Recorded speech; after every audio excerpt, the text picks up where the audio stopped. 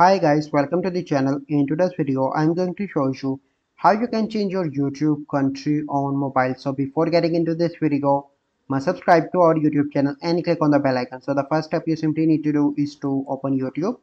So once you open YouTube, you simply need to click on your channel icon on the top right, and then you need to click on your channel.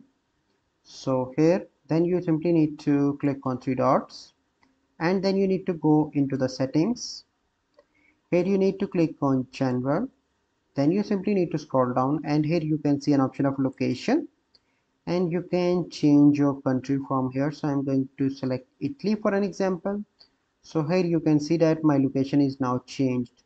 So this is the process by which you can change your country on YouTube mobile. So I hope you find this video helpful. If you find this video helpful, must like this video, subscribe to our YouTube channel for future videos. We'll see you in the next video. Thank you. Have a good day.